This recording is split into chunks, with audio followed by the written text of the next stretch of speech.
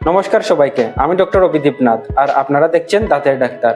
আজকে আমি আপনাদের দেখাবো দাঁত তোলার সময় আমরা যে গুরুত্বপূর্ণ কিছু ডেন্টাল ইনস্ট্রুমেন্টস ব্যবহার করি।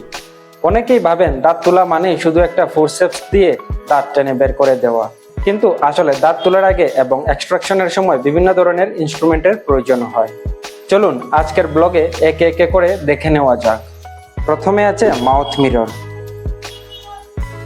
এটা দিয়ে মুখের ভেতরের জায়গাগুলো ভালোভাবে দেখতে এবং চিক বা টাং একটু সরিয়ে রাখতে সাহায্য করে। এরপর আছে ডেন্টাল প্রোব।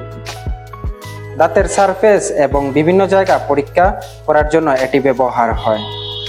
এবার আসি এক্সট্রাকশনের খুব গুরুত্বপূর্ণ একটি ইনস্ট্রুমেন্ট, পেরিওস্টিয়াল এলিভেটর। এটি দাঁতের চারপাশের সফট টিস্যু আলাদা করতে এবং এক্সট্রাকশনের প্রিপারেশনে ব্যবহার করা হয়। এগুলো হলো ডেন্টাল এলিভেটরস। দাঁতকে সকেট থেকে লুজেন করার জন্য এগুলো ব্যবহার করা হয়।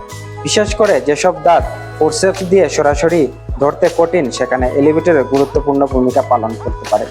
আর এবার সবচেয়ে পরিচিত ইনস্ট্রুমেন্ট এক্সট্রাকশন ফোরসেপস। দাঁতের অবস্থান, শেপ এবং কোন টুথ এক্সট্রাক্ট করা হচ্ছে তার উপর নির্ভর করে বিভিন্ন ধরনের ফোরসেপস ব্যবহার করা হয়। তাই সব দাঁতের জন্য একই ফোরসেপস ব্যবহার করা হয় না। যেমন অ্যান্টেরিয়র টুথ, প্রিমোলার বা মোলার, প্রতিটি দাঁতের জন্য প্রয়োজন অনুযায়ী আলাদা ডিজাইনের ফোরসেপস থাকতে পারে।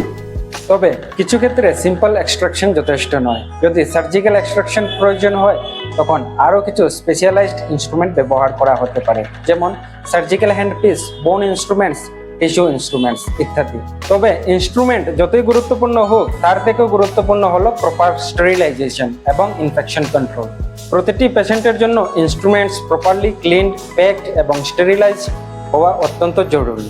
তাহলে আজকের ব্লগ থেকে বুঝতেই পারলেন দাঁত তোলার প্রসিডিওর এর পেছনে শুধু একটা ফোরসেপস নয়, প্রয়োজন অনুযায়ী বেশ কিছু ইনস্ট্রুমেন্ট ব্যবহার করা হয়। আপনি যদি ডেন্টাল ক্লিনিকের ভেতরে এমন আরো রিয়েল লাইফ এডুকেশনাল ব্লগ দেখতে চান তাহলে ভিডিওটি লাইক করুন এবং দাঁতের ডাক্তার চ্যানেলটি সাবস্ক্রাইব করুন। আবার দেখা হবে পরের ব্লগে। ততক্ষণ পর্যন্ত ভালো থাকুন, দাঁতের যত্ন নিন। ধন্যবাদ।